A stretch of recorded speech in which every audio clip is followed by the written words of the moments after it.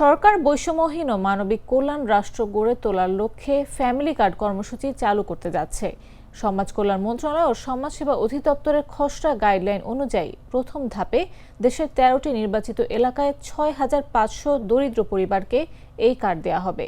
প্রতিটি পরিবারকে মাসে ২,৫০০ টাকা নগদ সহায়তা সরাসরি নারীর মোবাইল ওয়ালেট বা ব্যাংক অ্যাকাউন্টে পাঠানো হবে। উপকারভোগী বাছাই হবে প্রক্সি মিনস টেস্ট স্কোরিং পদ্ধতিতে। ০ থেকে ৭৯৬ স্কোরের মধ্যে অতি দরিদ্র ও দরিদ্র পরিবার অন্তর্ভুক্ত হবেন। সরকারি চাকরিজীবী, বড় ব্যবসায়ী ও বিলাসবহুল সম্পদধারী পরিবার এই সুবিধার জন্য অযোগ্য। ভূমিহীন, গৃহহীন, প্রতিবন্ধী ও অনগ্রসর জনগোষ্ঠী অগ্রাধিকার পাবেন। পাইলট প্রকল্পের জন্য ঢাকার বনানী, চট্টগ্রামের পটিয়া, খুলনার খালিশপুর সহ ১৩টি ভিন্ন এলাকা বেছে নেওয়া হয়েছে। কার্যক্রম বাস্তবায়নে জাতীয় থেকে তৃণমূল পর্যায়ে বহুমাত্রিক কমিটি গঠন করা হয়েছে। ২৬ ফেব্রুয়ারি থেকে ২ মার্চ বাড়ি বাড়ি তথ্য সংগ্রহ শুরু হবে। এরপর ৫ থেকে ৭ মার্চ সমাজকর্মীরা সুবিধাভোগীর বাড়িতে যাচাই করবেন।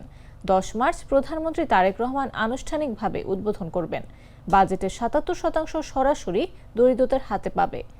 ভবিষ্যতে কার্ডের মাধ্যমে শিক্ষা, কৃষি ভর্তুকি ও অন্যান্য ভাতাও যুক্ত করার পরিকল্পনা রয়েছে।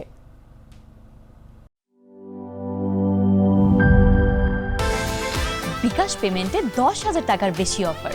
শপিং চলছে তো।